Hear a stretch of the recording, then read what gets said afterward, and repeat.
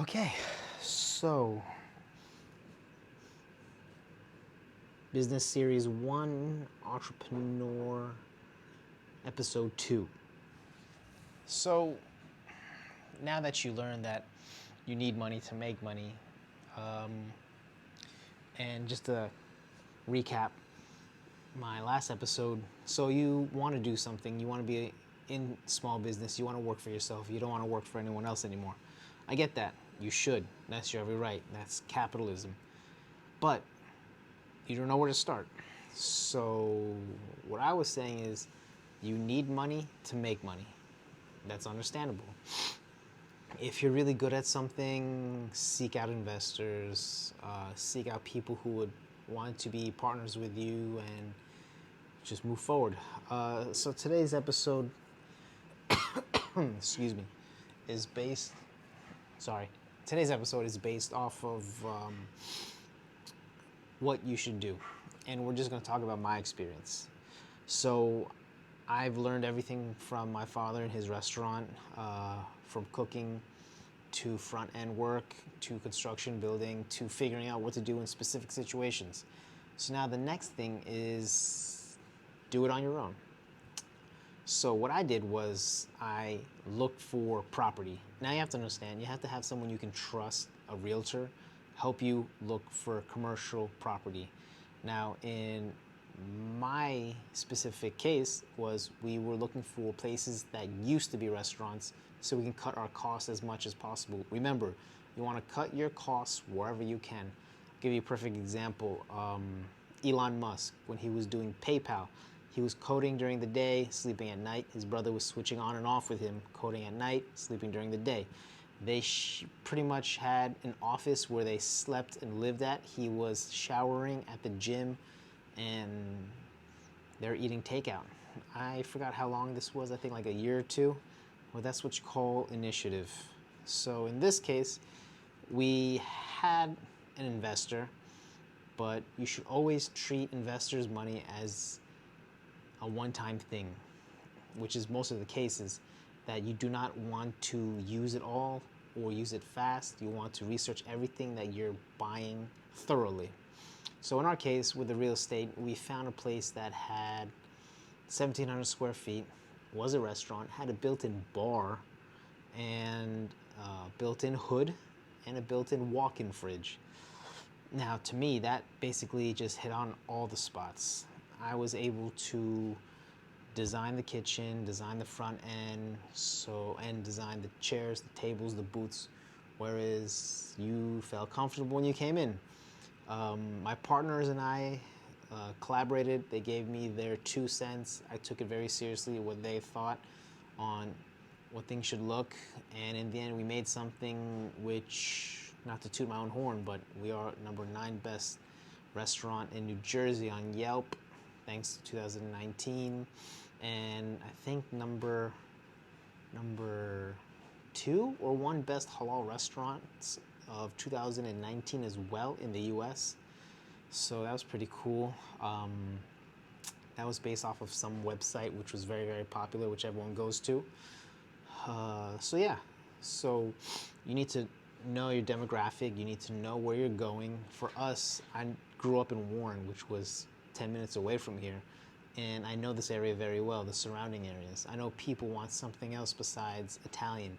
I once sat down and counted all the Italian restaurants / pizzerias within a 5-mile radius, and I think there was about 15, which blew my mind. But you know what? People like Italian. I don't blame them. We're in Jersey. What do you expect? But this food was niche, so we took things very, very carefully because you don't want to. So basically, our food being niche is that people come in, try it the first time, and then have a good experience and enjoy the food. If they have that really good experience and enjoy the like, think about it, like food and memory go hand in hand.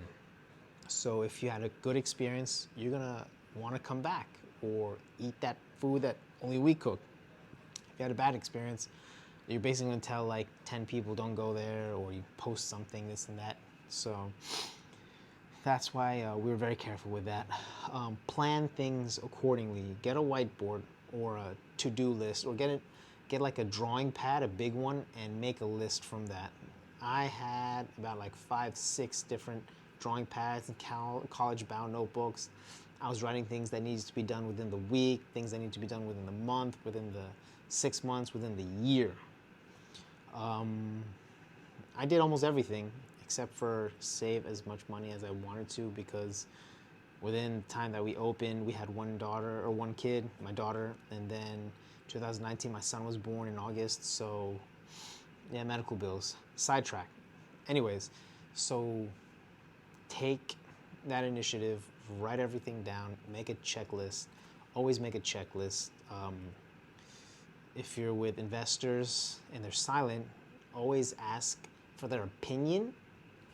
They know that you're the one who's doing the day-to-day operation, but their opinions can be helpful, cannot be helpful. Sometimes it's a waste of time, but you listen anyway because you value what they say. I mean, they did give you money, so I'm just thinking what else we did. Like, you're going to be getting into business with contractors. Now, you ask contractors, what do they think? You tell them what you want. You guys meet halfway and you figure things out, but I would highly recommend not to compromise your product and don't half-ass things. For example, the kitchen, we focus first all of our resources and income on the kitchen, because if you don't have a proper kitchen, you can't make proper amounts of food. We had a 12-foot hood at the time, and we made it on a list where we will expand the hood 2 more feet when the time is right, meaning when we have enough money, when we have enough revenue, and when we have enough time, because, you know, we had money, but it was very busy. And now during this whole virus thing, now we have time. So it'll be a 15-foot hood, which means that we'll be able to put instead of a 2.5-foot grill, a 5-foot grill, which gives the chefs much more free space to cook larger amount of orders, caterings, takeouts at the same time. So, and then we're going to reorganize the kitchen to make the feng shui, is what you can say, much easier, the flow, so that way no one gets upset with getting confused or not getting things done set on time. I'm going to talk about that in another video, about how to, in my opinion, space out work and how to work, and when it's crunch time, how to react to that and get things going so you don't crash and burn or freak out or create anxiety over that. But anyways, so write everything down. Don't spend as much money as you expect. Try and spend the least amount of money when you're building it. But when you need to pay for something, pay for it. Get it out of the way, because quality. People will know when you're paying for quality. We could have gone with crappy boots with like no buttons, but we knew that buttons on a booth makes it really nice with specific stitches and everything like that. So people feel like $1 million when they come in, not like they're in a diner. So we did that. So I'll leave you with that. The next video will most likely be with how to deal with contractors. Actually, I'll tell you right now, dealing with contractors. You basically want to have 2 to 3 different contractors give you a free estimate. Make sure it's a free estimate, because you're checking to see if they're worth paying and they want your business. I would also recommend word of mouth contractors from friends. Luckily, I have a couple friends who own restaurants too, so they gave me their friends' numbers and contacts, just so they can come and give me like a good price or a good estimate. Some contractors think like you're a millionaire, so they're going to highball you. People like that, unless they give you a good reason on why and break everything down to you, which our plumber did at the time, and he did a great job based off of doing work at my dad's restaurant. And he also has a lifetime warranty, so in case something breaks off of the work that he did, he will come back for free and fix it.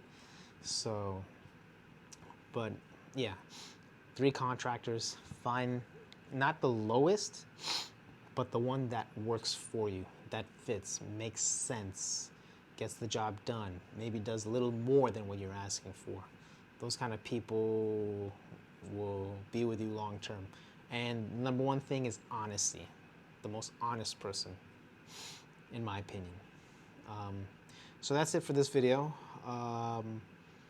Next video, I am guessing we're going to talk about, besides how to deal with work and stress and everything, what's going on in life, anything else that you guys think I should talk about. Then again, it's just me, my microphone and camera and tripod, because it's extremely slow during the day at the restaurant, and I figured why not make these helpful videos for friends who are thinking about working for themselves or branching off, this and that. I mean, you can listen to inspirational videos, read amazing stories and stuff like that, but then again, you know me personally, and sharing my experiences with you, hopefully you guys can get something out of that. So I'll see you guys in the next video.